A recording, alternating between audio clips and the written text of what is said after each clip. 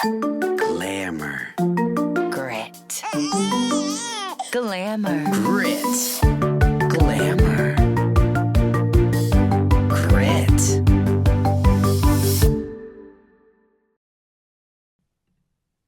Have you noticed how many in the older generation seem to be against going to the doctor?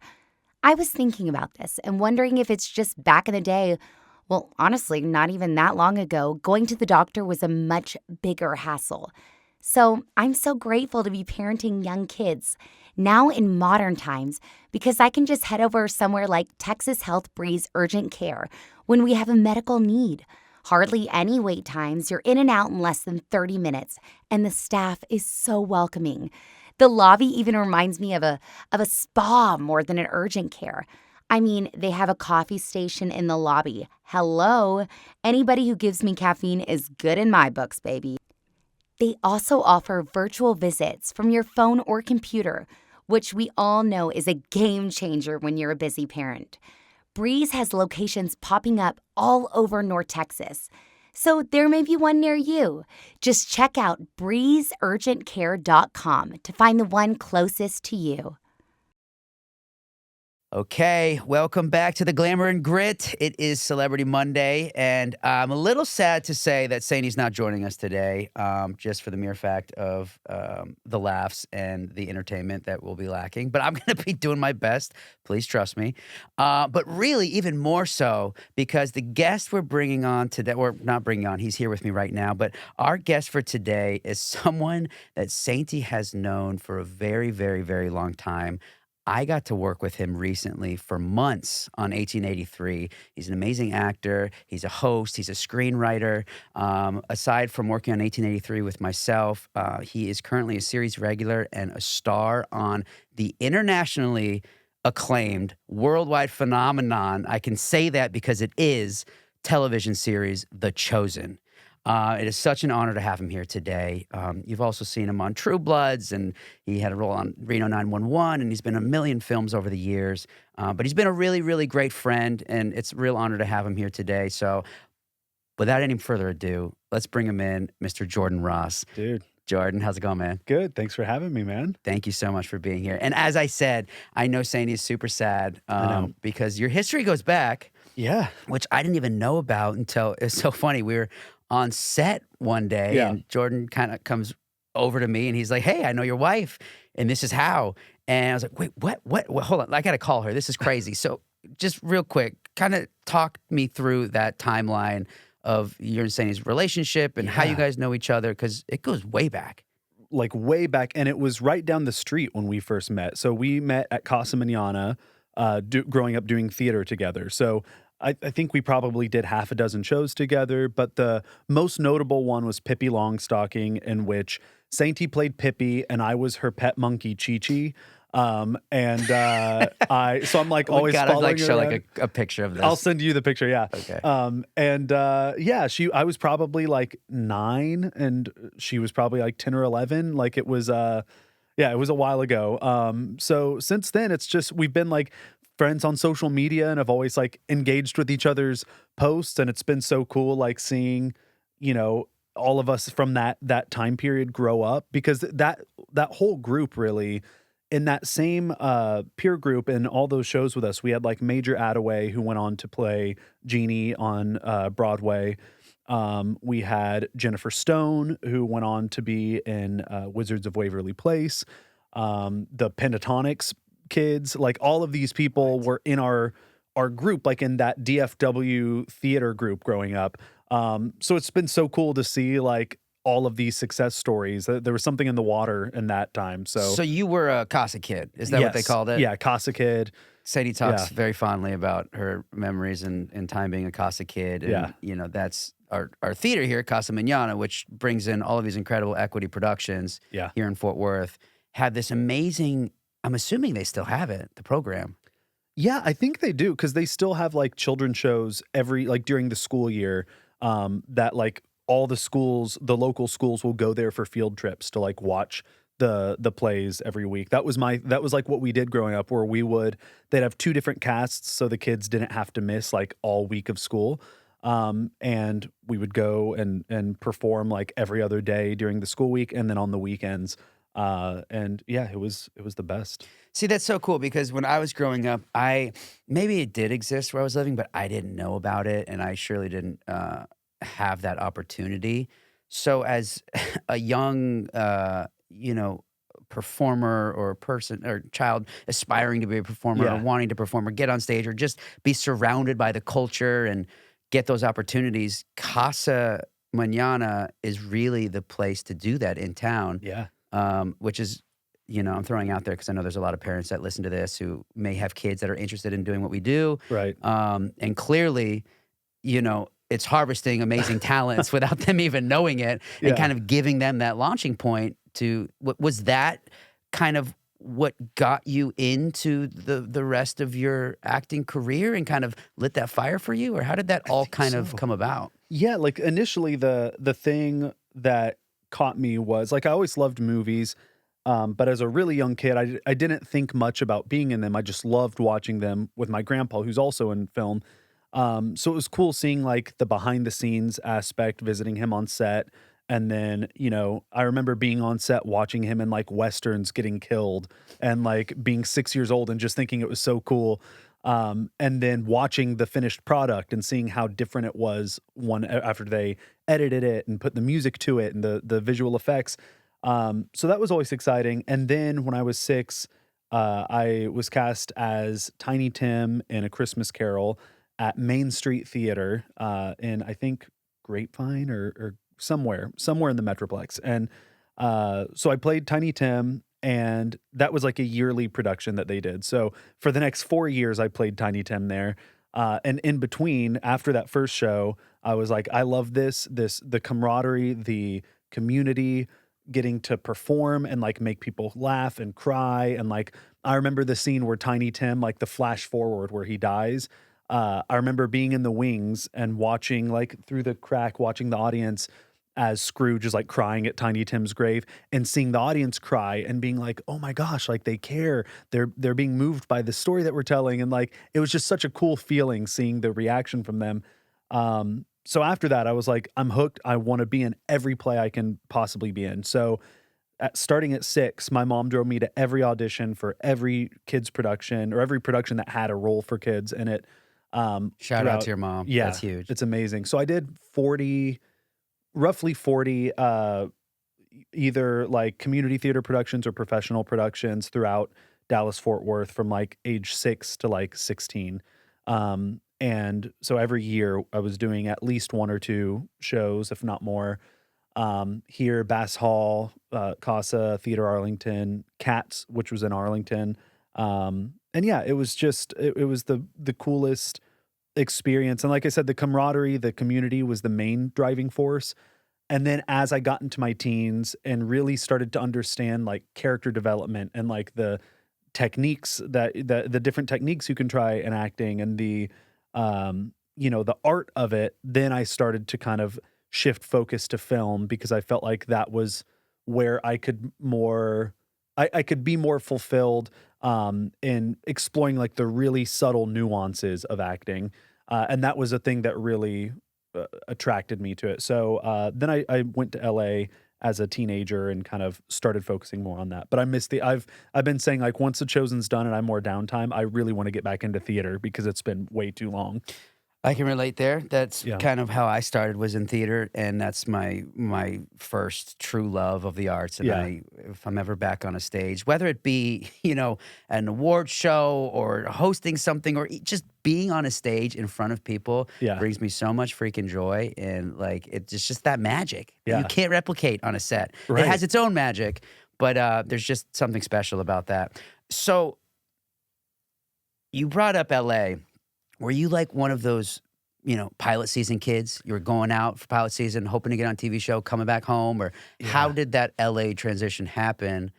And then was it like a full-time thing at one point, or? Yeah, it was. I started going out to LA at 13. I spent a summer out there for like an acting boot camp. I signed with my manager, my previous manager out there. And you're like, family's going with you, or? Just me. Okay. Like my sister initially had like an interest in acting too, so we both went out there the first summer. maybe the second summer too, but then she was like, no, it's not for me.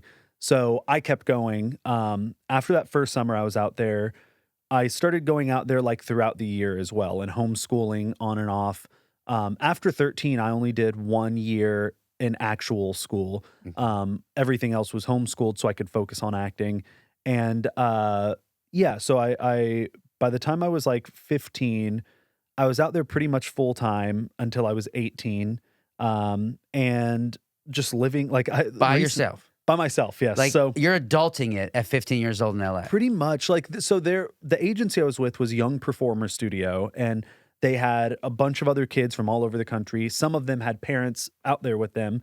And in order for them to like afford to pay rent, they would have the other kids that were there by themselves stay with them, and my mom would just like pay the other parents rent for me to like rent a room out. So I did that, and I stayed. I went out there recently for press for The Chosen, and I was just like, I had a few days off, so I was like, I'm just gonna drive around and like look at my old apartments and stuff, just for like to have a little like walk down memory lane.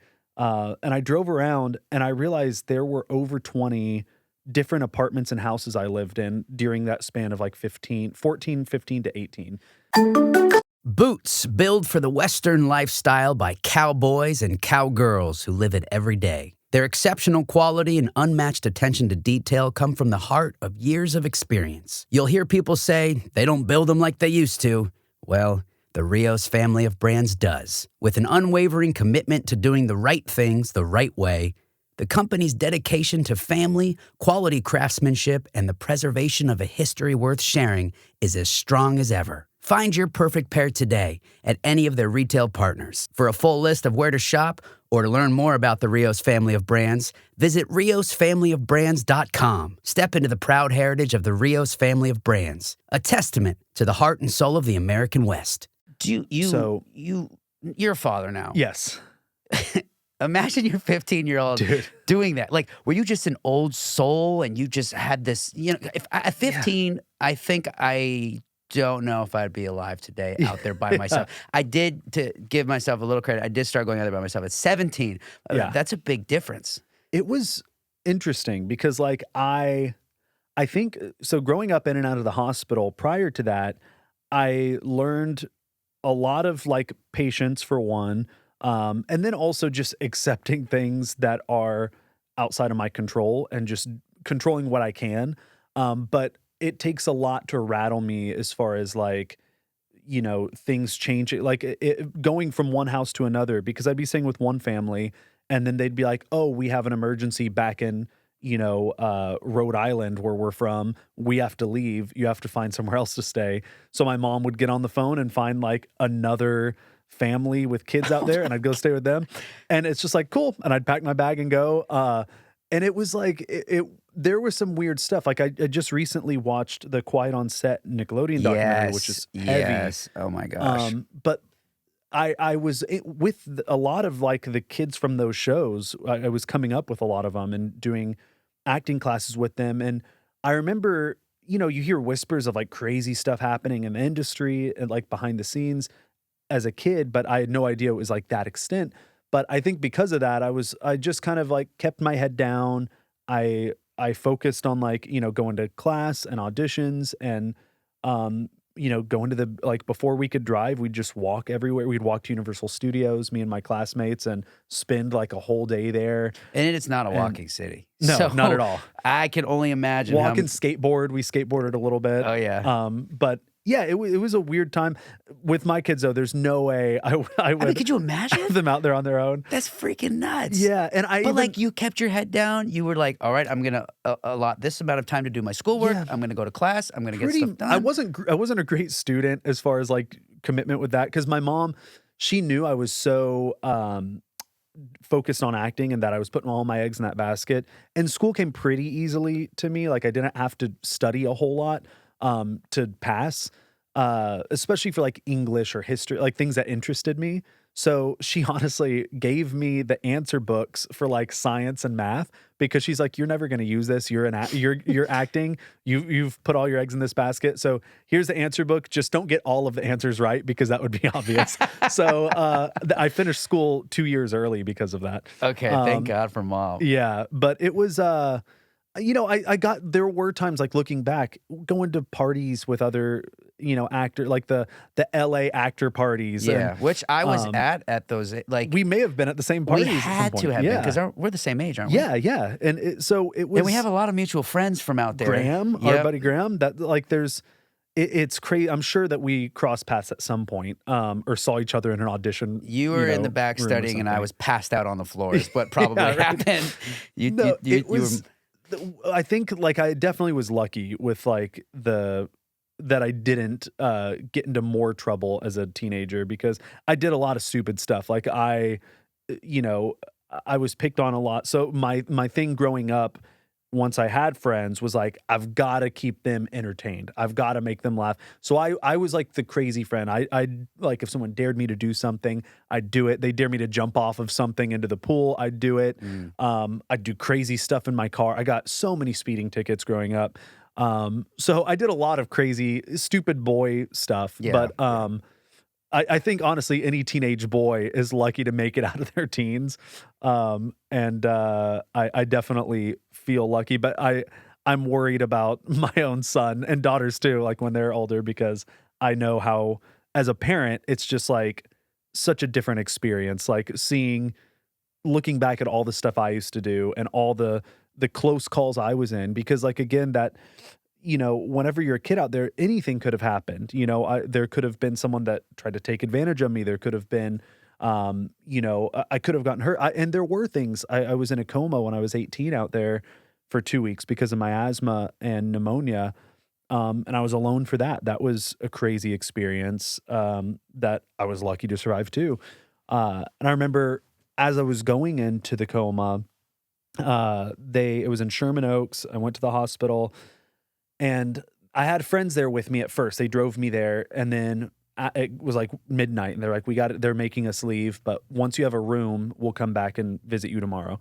And I was still in the ER, and my asthma just got worse and worse. And then finally, my body started like just convulsing, like it was shutting down essentially because it was getting such little oxygen. So all of a sudden, I'm just like surrounded by doctors and nurses, and it's like getting blurry, and it's like a medical drama. They're all above me, putting tubes in me, and they had me sign a paper that was like basically an organ donor paper right before they put me in a coma. Oh my God! Like And if something happens, yeah. here, can we take can you? we take the yeah. So that happened when I was 18 and it was the first time I was in the hospital without my mom. Growing up, I was hospitalized like 36 times, but my mom was always there.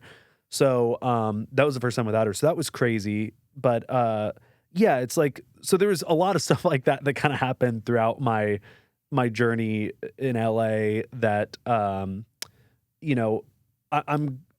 get why. I'm glad I went through all of it, but I'm also glad that it didn't happen for me sooner, because it's like all of that stuff led me to where I am now, and I'm super happy with the direction things are heading now. Did you ever find yourself needing to like borrow? Because this happened to me a couple times. My mom was single momming it in New York, and my younger brother was always working, and so she had to be with him. And so I'd have to like oftentimes find other families that were taking their kids to their auditions and Right. like, hey, would you sign me in? Because like my parents supposed to be here. Like, can I just pretend to be your son for like 30 minutes just so I can get in on this audition? Like many times, like, Yes. those security front desks in New York, like they're not messing around. Like you need ID. They need to make sure who's coming in, who's coming out. Yeah. And so I had to do that many times just because my mom couldn't be two places at once all the time. Was it you're in LA, you're 15, are you emancipated? Are you like how are you able to was there ever situations where you needed to have like some sort of parental signature or guidance or Not that I remember, honestly. I wasn't like emancipated, but I know that I went to a ton of auditions by myself. Like before I was 16, or whoever the parents were would just drive us to the auditions. And then after I was 16, I got my license right then, and I was one of the older ones in our like acting studio. So I was kind of the chauffeur for like all of us. We would I would just drive like a car full of, which I don't even think at 16 you're supposed to drive with a bunch of kids in the car. But I did. I would drive with like 4 other kids in the car, and we would just make the rounds to all of our auditions. And yeah, it was fun. It was like a really, I think that was another thing, being one of the older ones. I still got into some sketchy situations and everything, or like went to parties that I should not have been at. But I felt a little bit of a protectiveness, like I've got to make sure these younger kids that are with me are safe, or get to the audition safely or whatever. I think that gave me a sense of responsibility. If it was all older kids that I was hanging out with, that's what got me in trouble in like school when I was here in Texas, because I was trying desperately to fit in. But in this situation, it was kind of like, oh, cool, I get to be like the role model for these younger kids. So I think that helped keep me out of a little bit of trouble. But yeah, it was, I don't know how exactly like I was able to do some of the auditions or get LA around sounds not like they were a having little them. looser. Yeah, Kind of that like, makes sense. Yeah, I mean, that I might guess have that been does it. make sense. Yeah. Now, when was it? Was it just an epiphany moment, or Dallas kid moves to LA, Yeah. he's gonna go make it big. What happened, or what was the day or time where it was like, I have to go back home. Yeah. I'm done with this, because you moved back home. I did. Was yeah. there just kind of this wake up moment? Was there? I was like 23, and I had lived out there at that point for like 3 straight years full time. And, it was, I didn't have the best living situation. I had a consistent living situation for the first time. I had my own apartment with some roommates, but that was kind of a volatile situation. I was waiting tables, just waiting for auditions. Like, I wasn't as proactive as I am now with like creating my own opportunities. And I think a big part of that was I didn't have a lot of the kids I came up with had moved on, or, either like were experiencing a ton of success and kind of busy all the time, or had thrown in the towel. Like, because, the percentage of like kids that go out there, or people in general that go out there, it's like probably 90% end up having to leave at some point because it's so expensive, because it's such a difficult industry, and there's so much luck involved. And so I didn't have my community anymore. I didn't have that like that core group that I originally had. And I, had a few friends out there I would hang out with from time to time, but it was just a really lonely time. And so I found myself just like working, waiting tables, maybe doing some like extra work here and there, and then doing auditions, but with no luck at all. Like very, very little things other than like short films or something that I was super grateful for, but nothing that was like creating any sort of momentum in my career.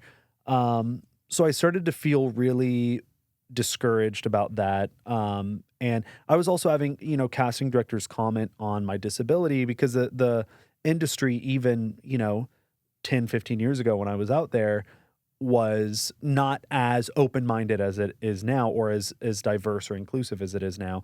So there were comments of like, hey, can you like tone the limp down, or try it without the limp, or things like that were just like, no, I mean, I'm already trying not to.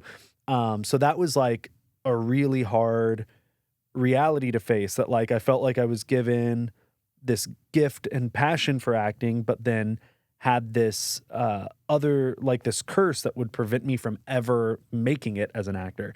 So in an industry that is so seemingly superficial, Yeah. and never going against the grain, and keeping this, Right. this thing that they protect kind of the same forever. Yeah. Here's an actor who's taking a chance on himself, and we haven't gotten into this yet, but you brought it up with disabilities. Yeah. Now you walk with a limp. This Right. is all stemming from, Cerebral palsy and scoliosis. okay. Yeah. So it was something that like, I think that's the reason I loved theater growing up, is because I never felt excluded. I always had an opportunity. I, was playing Huck Finn at Casa Manana when I was 16 years old, and didn't have shoes on, so I didn't have my lift in my shoe.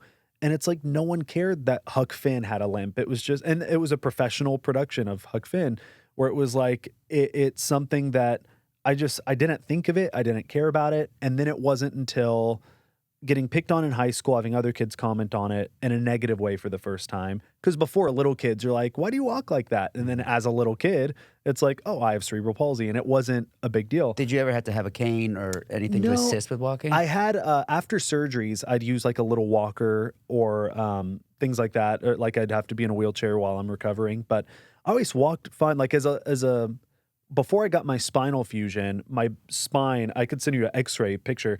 It was like an S, my whole spine was. So I was really crooked as a young kid.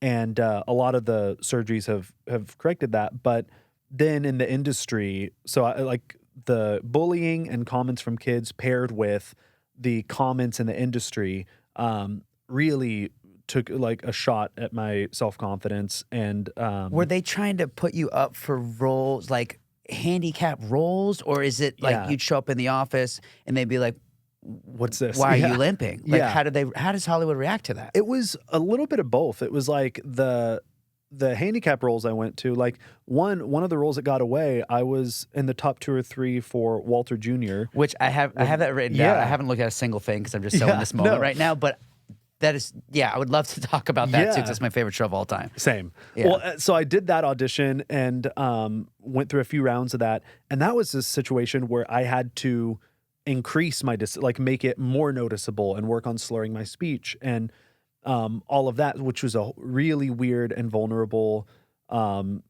thing to do because I was so used to like focusing on not limping and Right. hiding it. So every now and then I'd get an audition for a character with a disability.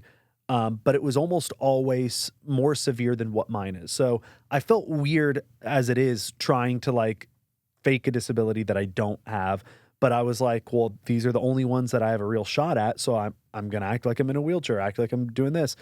Now I don't think I'd feel comfortable doing that, but I would do those and then I'd get discouraged because I'm like, well, I'm not disabled enough. And then I would do the ones that were like not written as disabled. And either like I only had 3 or 4 times where a casting director or a producer or whoever would comment on it. But for the most part, I would go into an audition, I'd walk in, especially if it's a room with like a far walk from the door to like your mark. I'd walk in and then I would see the casting director like look down and then look back up. And as soon as I saw the look, I was like, well, there goes that role. And then I was out of it for the rest of the like I still tried, but it was like I knew that messed with my performance. And as if the industry we're in is not, makes you self-conscious Yeah. within itself because you're not right for this, you're not right for that. And Right. now all of a sudden there's something is truly out of your control. Yeah. And they're telling you that they're giving you the look. And Yeah. so like, I'm not going to be considered just because of that. Yeah. How do you keep your head up? How do you get through that? It was so like one part of it was I knew I just loved acting. Like no matter what, I knew that would be the thing that I was going to pursue it until I'm 80 or until I die. Like as long as I physically can, I'm going to pursue it. But I also had, like my mom was the most supportive person in the world and supported me all throughout my childhood. And then I met my wife, Stacy, while I was in LA I was 20 and we were long distance for a few years and she'd come visit me for a summer and I'd come home because she's from Arlington as well. And finally at 23, I was like, you know what? I haven't booked anything in years. My hip was starting to hurt. So my doctors had said eventually I'd have to get like a hip reconstruction surgery. And I kept putting it off until like there was actual pain. And then I was like, you know what? I need to go get that done. And I want to do that at home. So I'm closer to my family while I'm recovering. I met this girl back home so I can go spend time with her and then we'll see where that goes. So I went home, got my surgery. We ended up getting married and having our first kid, all while I was still that surgery took like a year to recover from and then a little longer just to kind of get my body and strength back to like where I wanted it. And then all throughout that time, like having kids, I was like, once I was finally physically able to act again, it was hard to really find the time with kids and also be able to make any money doing it. I was doing the gunfight shows at Six Flags for like $100 a day, which was a blast, pun intended. But it was still like, it wasn't paying the bills. We were on food stamps with our first kid, just trying to like scrape to get by. Our families were helping us as much as they could. And then finally I had to kind of like say, you know what, I've got to find a 9 to 5 to feed my family, and I'll figure the acting stuff out, but I've got to do this.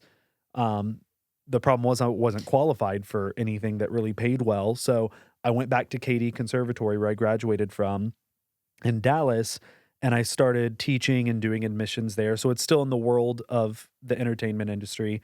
And that was like somewhat fulfilling because I was able to get a taste of like, teaching and like getting to talk about acting all the time, which was it like kept that hunger in me. But it was also discouraging because then I felt stuck, where it's like I don't have the freedom to just go audition or do whatever.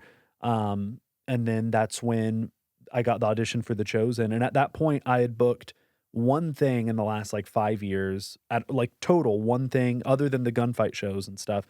And it was a national commercial that I was cut out of because my limp was too noticeable. So that was like the one thing I got in 5 years, really low place mentally.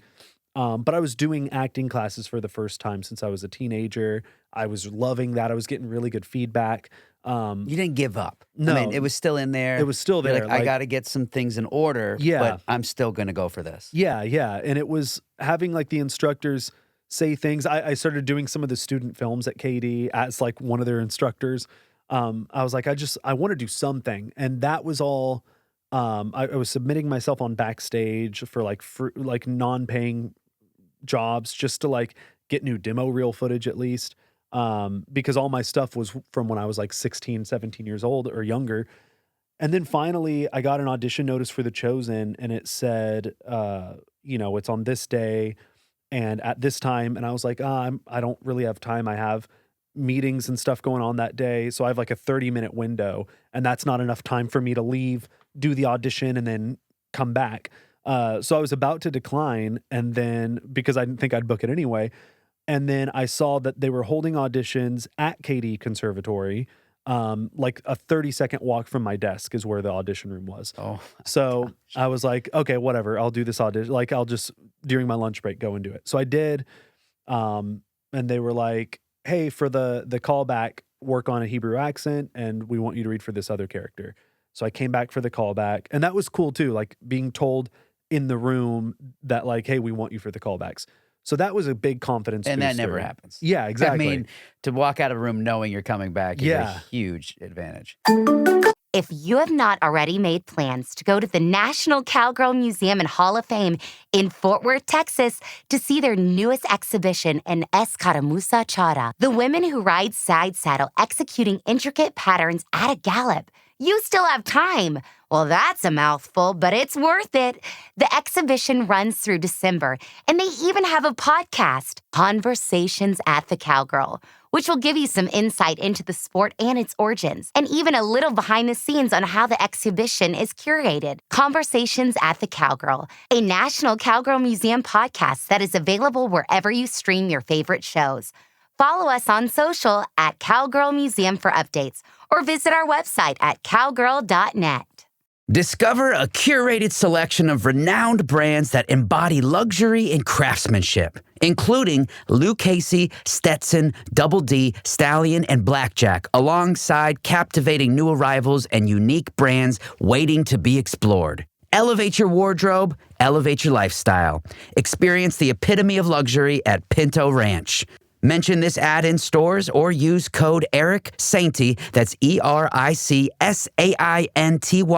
at pintoranch.com to receive 20% off your purchase. And that was a good feeling. Then at the callback, it was like a week later, and I'm standing there, and there was the two other guys that were there with me. Both of them actually booked recurring roles on the show as well, but they were reading for the same character. And those were two guys that I saw at because only auditions I ever really got at the time were commercial auditions, because it's Dallas. It's like we have a ton of commercials and industrial stuff. And these two guys that are great actors they're at every commercial audition and they're in every Texas commercial, basically. Like Nice. anytime I turn the TV, I see one or both of them. And those were the two guys that are reading for the same role as me. And they both looked the part more than me. I was just like, well, I'm not getting this. And I went in and I read for a different character this time and met Dallas Jenkins, the director, and left thinking like, at least I got a call back. It felt really good. And then a few days later, I got a call that they were offering me a different role. So I auditioned for two different roles and then got offered Little James. And yeah, and it took a little bit for it to all kind of take off, I guess. Like the first 3 seasons, or 2 seasons, I was still working like day jobs whenever I wasn't shooting. And I was working at my dad's office, law firm, as like a marketing guy. And then I was doing admissions for season 1 at KD. And it was just fun being on set and like with all of these talented actors and feeling like we were making something special, but not having any idea where it would go. And then after COVID hit, we were shooting season 2 and we went out to Utah. And that was when like the first time I got stopped and like I was in the hotel and someone came up and asked for a picture. And then I was like, oh, like some people have actually watched the show. And that was like the craziest experience ever. And then from there, it's just like blown up and into this, like this crazy phenomenon that like the Christ the Redeemer statue in Brazil, they just projected the Chosen fish all over it with the Chosen logo because we had our premiere there. So if you haven't seen The crazy. Chosen, this show, it's the biggest crowd-funded Yeah. television series in history, Yeah, which is unbelievable to think about that that's how it started. right. Because it was this little engine that could, and there's rumblings of The Chosen, and then all of a sudden it was like, it's in movie theaters, it's on the Yeah. CW, on television, it's all over online. We're seeing you guys all over the world promoting it, and it's Yeah. like, if to us as the viewers, and I'm a huge fan of the show. My entire family, my mom, from Yeah. my mom to my grandma to my youngest cousin, all watch The Chosen. That's so cool. Because it's a show that the entire family could get behind. Yeah. And it's the life of Christ. Yeah. And it's a scripted, we've never seen this done. It's truly. Especially for multiple seasons. Right. Yeah. As it's been. And it's become this global phenomenon. You are brilliant in the show as Little man. James. I mean, you'll know when you watch it, but there's this scene, especially the scene with you and Jesus, Yeah. where he's basically approached you to help heal people, and that's when they made the decision, right? Is that kind of when they made the decision to write on your Yeah. limp and your impairment into the series, Yeah. into this character? The season before we mentioned it for the very first time, which was terrifying because it's a scene between me and the Apostle Thomas, and Jesus is off healing people. There's like a line of people waiting to be healed. And I'm Little James is a little frustrated about just the way that he's tired, the way the day's gone.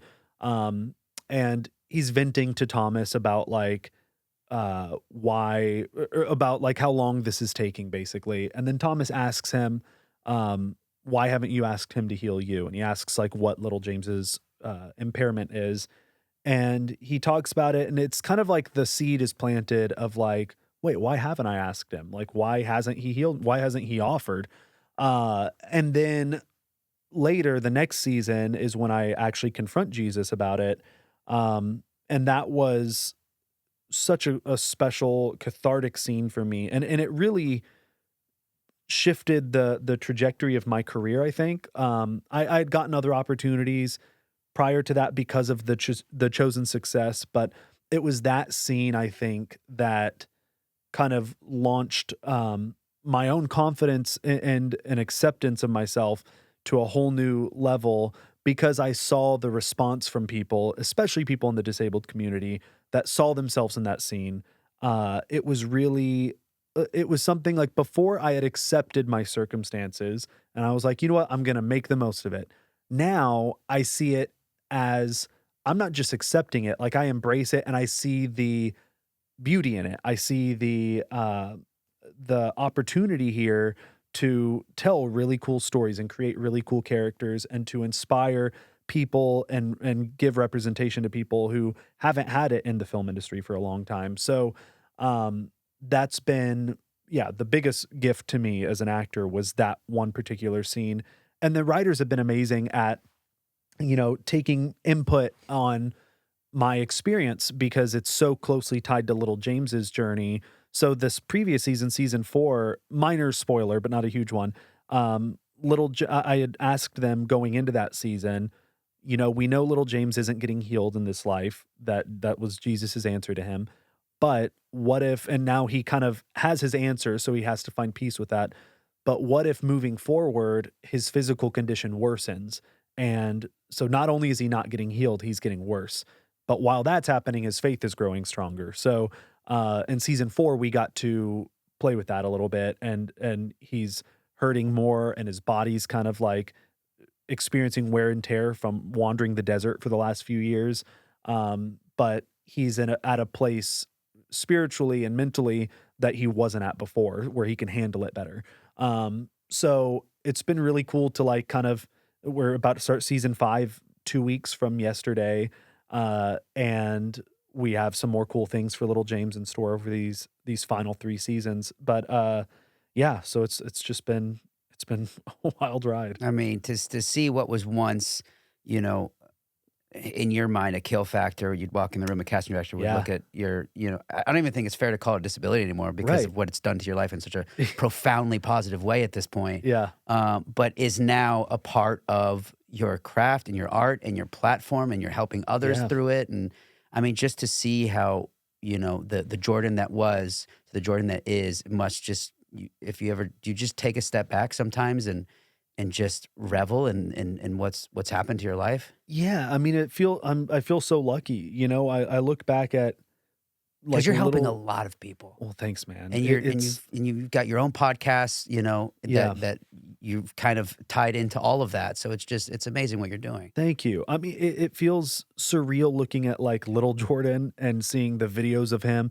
like before all of the insecurities and stuff like that, and I see so much love, or I have so much love for him watching those old home videos, and I have, I love that passion and energy, and if that was kind of another realization for me, especially after having kids, seeing them, like if any of them had the same physical disabilities or a different physical disability. My oldest daughter is on the autism spectrum, and like that doesn't matter to me. Like I love them, just I see the beauty in them. So that helped me kind of being a dad and seeing all the beauty in my children, helped me to kind of see it in myself a little bit too. But it feels like, you know, I no longer see it as a curse. I do see it as a responsibility. Like it's kind of like that Spider-Man quote, with great power comes great responsibility. I now view it kind of as a power, as something that just because you're different doesn't mean you're broken. And it's something I still to this day am working on and working through. But I've found the more I talk about it, which I try to do on my podcast and in interviews and stuff, the more at peace I am with it, and the less power it has over me, and the less alone I feel, because the more others are willing to open up and talk about their limps or insecurities or struggles. So I saw a clip of Dallas Jenkins asking you if you could fix it now, Yeah. would you? And it was, just almost made me tear up kind of hearing your answer to that, because of what we're talking about, just this full circle, growth that has become of little Jordan to now. yeah, And you said no, you had to think about it, right? But Yeah. ultimately you said no because this is who you are. This is your kids know. This is what you've, so much has changed within yourself and your career and everything around you because of this in such a profoundly wonderful way. yeah, That this thing that set you back, and, hearing the stories of how you were bullied and all that because of this just, made me so sad. But to see the Jordan now who sees it as such a wonderful thing that truly made the hair on my arm stand up Thanks, when man. first that he asked that and Yeah. you know and the response that you had for that. Um, and that was just beautiful. I Thank you. wanted to throw that out there. Well, 'Cause- I appreciate it, and it's something I do try to lead with now because I think that it's like addressing the elephant in the room. I'm really aggressive and like reaching out to people I want to work with and directors, casting directors, other actors, and I always in the subject of the email, like if I'm writing a producer about a film of theirs, I'll put the title of the film and then in parentheses I'll write disabled actor or differently abled actor, and then I always in the template that I send. I always say something. I explain what my condition is. I send them my materials, and then I say, I know this is a little unusual, like writing you directly about this project, but I'm really aggressive in my pursuit of working with people whom I admire. Anything I can do to give myself a leg up, pun intended. So I always add that in there, and it's like it makes it to where I'm no longer walking into the casting room and they're like, "What's is that? Is there something wrong with them? Like, is that going to be a liability?" Now it's like, "Hey, I have this. Now let me show you what I can do, yeah. or what I can bring to the table." So it's I think it's something that like we can find ways to take the thing that we're insecure about or that we view or others view as a liability and turn it into like a positive, turn it into a strength. And there's something like the people that I'm most drawn to and that I'm most attracted to are able to do that. That they're not trying to be someone they're not. They're not like trying to um, put on this act or be who other people expect them to be. They're just themselves and they own their body, they like their body type, their their personality, their sense of humor, like they own all of it unapologetically, and I think that's beautiful, and I think the industry is starting to embrace that mindset a little bit more too. So hopefully it trends in that direction. Absolutely. You mentioned this, and I think it's so important because oftentimes I'm asked, I want to be an actor. How do I start? How do I start? Well, first thing I say is, of course, study, Yeah. go take classes.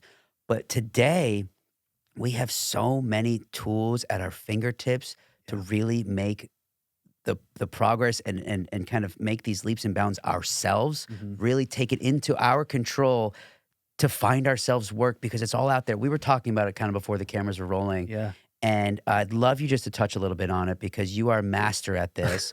And you even said it, that's just how you got 1883. Yeah. So how do you bring the industry to yourself? Like how are Yeah. you finding and creating your own opportunities? It's so a lot of it. I actually met with someone yesterday, a mutual friend of a filmmaker who he's an actor and asked if I'd meet up with him for coffee to just talk about that and like give any input or ideas I have.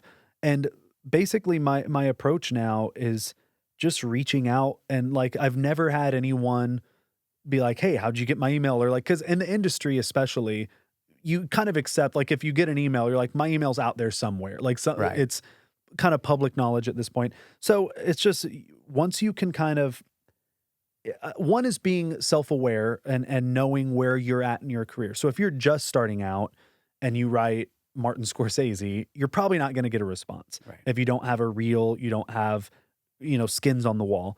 But if you've done like some really, really good short films and have really good footage on your reel, then I would suggest like this is all after the training and all of that stuff. Mhm. Once you have the training, once you are confident in your abilities, you have some short films at least under your belt. I suggest like looking up the film festivals near you and finding like the short film directors that were accepted into those festivals and then just reaching out to them and being like, "Hey, I'd love to collaborate with you on something in the future." Send them your stuff because that's someone that's near your level at that current point in your career. Then, as you work with them and develop those relationships, um, who knows? Maybe their next project is a feature that gets accepted at South by Southwest, and because you've done 2 shorts with them already, you have a part in the feature, and now all of a sudden you are a major supporting role in a feature film at a major film festival, and that can take you to the next rung on the ladder. So for me, after The Chosen, once I started to see the success of the show and like how the industry, even like there were Deadline wrote an article about my character. There were all these like things that were happening that were like, this is giving the Chosen sense of like credibility within the industry. So now's my time to like strike while the iron's hot. So I just started emailing everyone that I've ever like every casting director, producer, filmmaker, actor that I admire and want to work with. And sometimes you don't hear back, but then sometimes you do. Like you send a friend request on Facebook because as you grow your network, you get like friends you may know, and it's like, oh my gosh, that's a filmmaker that I love. And you send a friend request, and then all of a sudden you're Facebook friends, and then you send a message, and then you're talking about a project or whatever. And that's been the thing. That's so with 1883 after The Chosen, I reached out to, I can't remember which, or I don't even know which producer sent my stuff to casting, but I wrote all the producers of Yellowstone because at the time it didn't have who was producing 1883 just yet, like because it wasn't all of the same producers, but I knew there would be some crossover. So I just emailed all of the Yellowstone producers and said, hey, I know you're shooting the prequel in Fort Worth. My grandpa's Barry Corbin. He worked on Yellowstone, had nothing but great things to say. I'd love an opportunity to audition if there's any role that fits me.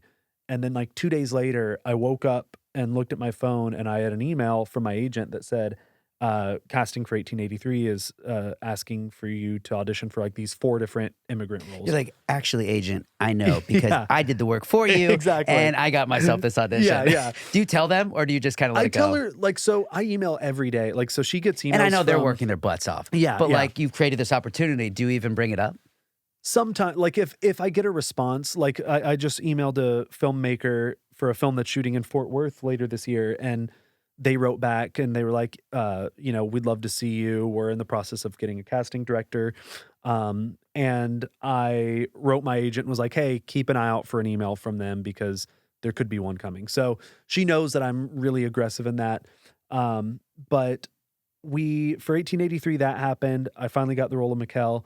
And then which one came first? So right before I booked 1883, a week before, another project that I had gotten that I had also gotten through emailing so I emailed Sarah Finn, the head of casting for Marvel, a couple months earlier. Just went out on a limb and was like, hey, I'm a big Marvel nerd. I love the diverse casting. As an actor with disabilities, it means a lot. I'd love to audition if anything ever comes up. Then I got an audition like a month or 2 later for untitled Marvel feature film. That's how you know it's a big one. And that, yeah. When and they that can't was- give you any details. Right. And there was fake names in the script or in the sides, and it was a funny little scene. And I did it, and then I thought nothing of it because there wasn't like a lot to the scene or to the character, but I didn't want to overdo it. I've seen every Marvel movie like on opening night, so I was like, I know the tone, and I did that. And then I was in the middle of a podcast for What's Your Limp, and as I was doing it, I got an email notification that came up, and it said, strong hold on Jordan Ross for Marvel feature film. So then the rest of the podcast, I don't even remember it. I was just Oh like, my God. I just want to read this email and call my agent. And then like a week later, I got it, and it was for Black Panther 2, which the scene was cut, but it was one of like 20-something scenes cut, and it was only one of only 4 that made the deleted scenes. So Dude, that needs to be in your bio. I know, right? Oh, it is. It is. It I is? put in Okay, there, good. Yeah. Okay, good. Because That's- it's on the deleted scenes, it's on the DVD, it's on the like director's cut. So it's still That's huge. it's part of it. Did you get to work with? Martin Freeman is who that's cool. yeah. So I didn't even know until I was in my fitting. They wouldn't tell me who I'm working with before. And I was in my costume fitting, which seeing all like the concept art for the costumes on the my walls in gosh, Atlanta. I mean, dream. And then one of them mentioned the character Ross, which is Martin Freeman's character. And I was like, I knew it because I was just out like trying to figure out who it was by reading the script. And then I went and shot it. And the crazy thing is too, I was in the lobby of the hotel while we were like, I was waiting because of COVID, the schedule kept shifting. So I was there like a week only, even though I shot one day. And I was in the lobby of the hotel, and I felt a tap on my shoulder. I was getting coffee, and it was a guy with like gray hair and a mask, and I thought he was like trying to get around me. I was like, "Oh, excuse me," and he was like, "Are we working together tomorrow?" And I was like, "Martin," and he was like, "Yeah," and he was like, I looked you up and you look familiar." So he, I guess, looked me Wow. up. That was a horrible British accent, but he looked me up on, I guess, the call sheet or whatever, and then spotted me in the lobby. But that really, going into it, I was nervous, but then just having a 10-minute conversation with him in the lobby over coffee was like the icebreaker I needed, because then on set, it was like, oh, we know each other. Like we go way back, and it was so much easier to just like riff and improvise. And I'm grateful that it ended up on the deleted scenes, which that Sarah Finn, the casting director, called my agent to let her know that the scene didn't make the cut, but which never really happens No, either. I was gonna say, what a Yeah. sweet lady to do that. She called and said it didn't make the cut. It wasn't anything to do with Jordan's performance, and we can't wait to find something else for him. So that was like, it was a bummer, but it was also such a great, reassurance. But I got that first, and then a week later, I got 1883. So it was a crazy week, both of those happening. And then for 1883, my first 2 days I shot in this like super hot, like it was I think a basketball court that they built like the Pinkerton office in. Okay. And it's where Sam is telling all of the immigrants like what we're going to be going through on this journey, and we're all just looking scared and confused the whole time. So we shot 2 days in that like soundstage, and then I had booked Black Panther first, but then when I got 1883, there was like a schedule conflict. There was an issue there. And it looked like, so I was talking to my agent, and she was like, I think we're going to have to drop out of Black Panther. And I was like, no, Ugh. like I can't do that. Says no one ever. Yeah, oh right. my gosh. And she was like, this is it sucks, but it's a great problem to have. And we went back and forth. And it was because there was like the second day, because that scene took 2 days. And the second day of that scene was supposed to be the day I'm supposed to be shooting Black Panther. So I was like, can't they shoot around it or not include me in that second scene? And she was like, no, because if they establish you in the first scene, you have to be there for the second one. And she told them, and they were like, they tried to make it work and couldn't. And also 1883, because I was one of like the core immigrants, I was there for all of like the big crowd scenes, basically. So they didn't want to release me to go to Atlanta for a week, and also with COVID protocols and all that stuff. now, are you so- also doing Chosen during all this? Or did So that I had just finished The Chosen. just finished? And then I went to The Chosen shortly after finishing 1883. But they finally, I shot the second day on 1883. And at that point, because my agent, her argument was like, or my argument, I almost did 1880 or Black Panther instead, because I was like, you know what? I'd rather do one really good scene in Black Panther where I have like good dialogue with Martin Freeman, which I didn't know was him, but I knew it was someone big in the movie. I'd rather do that because I feel like that would do more in the long term for my career than Did you having. get the footage for your reel or I anything? did, yes. Oh, cool. Yeah. Cool. So I was like, I'd rather do that than have, 4 lines in 9 episodes, because that looks good on my reel, or on my resume, but it's still not like, it's not a substantial thing that I think would launch me forward. So, but her thing was like, yeah, but Taylor Sheridan's doing a lot in Texas right now. It could lead to other opportunities. It's more consistent work. And I was like, you're right, I need the money. Mhm. Sure, I'll do it. So we turned out, like, basically dropped out of Black Panther. I shot that second day on 1883, and I was so bummed and like bitter that whole day, because I was like, I would be shooting Black Panther right now. And then while I was there, she texted me and was like, hey, they had to move the schedule because of COVID. They're not shooting your scene until like, I think Friday. And that was like a Wednesday. So she was like, you're flying out tomorrow. I flew out the next day, and then it kept getting delayed, and I shot the next week. I just didn't tell 1883 that I was leaving to go do it, because they didn't want to let me leave. Sure. Understandably. Yes. But I'm glad it worked out, because it was such a cool experience. And that was, both of those were from emailing people. So Going after what you want yeah. and yeah. kind of manifesting your own destiny there. Yeah. I mean, absolutely incredible. Sadie and I have that mentality, and it's done us wonders. And that's just today, the way you have to be. Yeah. I mean, there are too many people like you that are going out there and asking for it and putting themselves out there Yeah. and getting rewarded. You can't sit around. And this probably goes for any line of work that, Right. these days because of all the, everything's at our fingertips. So Yeah. I always say when I meet a hustler, you are a capital H hustler, my friend, and it's so inspiring. We're going to Likewise. wrap things up here, but I think I'd be remiss not to bring up your grandfather for just a second Yeah. because I am a huge fan of his, as I am yours, Mr. Barry Corbin, who is a legendary actor of his time. Urban Cowboy. I know he's a Dude. 3-time Emmy Award nominee. Yeah. Lonesome Dove, my favorite Yeah. ever. No Country for Old Men, Yellowstone. I mean, you name it. He's just Killers so iconic. of the Flower Moon. just Killers did- of the just Flower did that. Moon. Yeah. Oh my gosh, Martin Scorsese. What growing up did you? And I know we'll keep it quick, but did you understand who he was and in like the fame that he Yeah. had, and was that also part of your desire to be in the arts? I think, I really fell in love with And it. Yeah. part of that, have you guys ever worked together? So we have worked together. We've worked together several times now. Like two different films feature like little indies, and then we just did another film together where we had a really fun scene called in a film called El Tanto por Cristo, which is getting submitted to all the festivals right now. So we'll see what happens with that. And then a couple short films we've done. So we've worked together a good amount, but I want to keep doing it as much as I can, especially as things are kind of taking off right now. For me, I want to like incorporate him in any projects I'm doing just because it's cool for memories and to show my kids and their kids one day. Absolutely. But yeah, growing up, we'd get stopped all the time. People would want a picture with him. They'd hear his voice first, and then they'd be like, "Wait, I know that voice."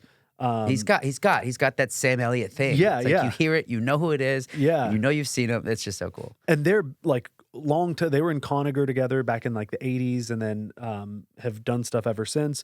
They were on the ranch together. And I have a picture of me and Sam Elliott when I was a baby. And then again on the set of The Ranch, and then again on 1883. So that was a crazy full circle moment.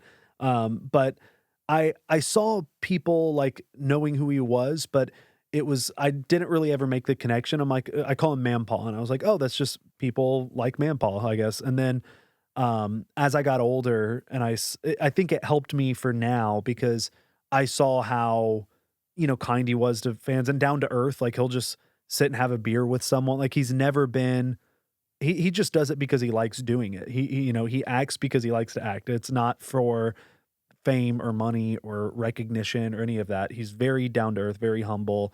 And that I think was a good model for me to see like growing up.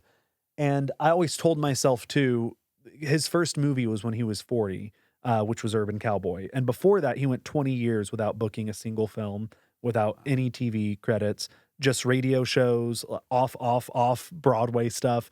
And finally got Urban Cowboy, Stir Crazy, and Any Which Way You Can, all in the same year. And that blew up his career, and he has like 300 credits now.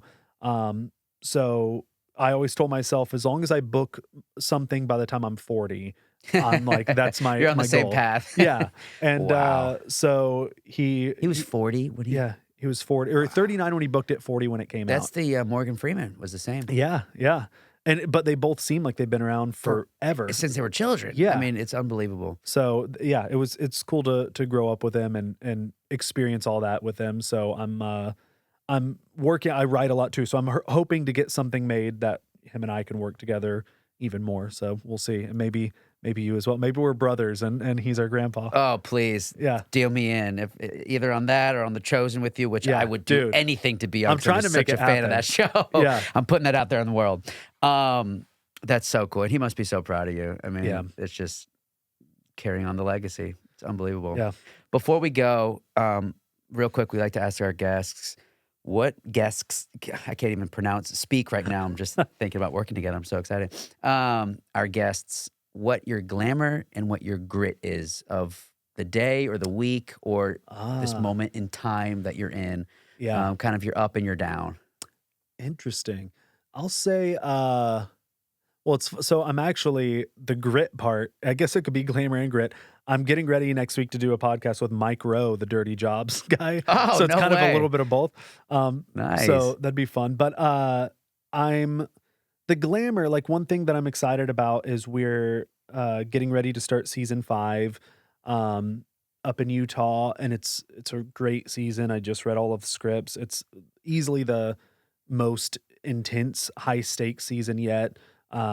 It's like basically Holy Week. It's the Last Supper. It's the leading up to the, all heading towards the crucifixion. So we're really close to the end of this story. So I'm really excited about that. And then the grit, I'm the crit are with 3 kids and let's see, 4 dogs, a hamster and a bird. That 2 says it birds. all right there. There's a lot of grit in our house, a lot of dirt, and we've been we're hoping to move soon, closer to like where we shoot The Chosen in Midlothian. So we're just trying to get the house ready. So there's been a lot of like dirty work of like, scrubbing floors, scrubbing like markers off the wall, just organizing, donating stuff, going through old clothes. So that's been that, but it's a good grit. It's something that it will pay off in the long run. So yeah. I love it, man. Well, thank you so much for spending the time with us, and I guess with me. I'm so used Yeah. to saying us. I but know, right? With me, but us, with the Us, fans. the fans, yeah. Yeah. It really was such a pleasure to see you, and as always, just so proud of you, man, and Thanks, keep man. inspiring others. Likewise. And if you haven't yet, go check out The Chosen. They're coming back for season 5. They start shooting soon. Yes. So make sure you guys check them out. But thanks for being here, man. Thanks. Appreciate it. Sweet. Glamour. Grit. Glamour. Grit. Glamour. Grit. Glamour. Grit.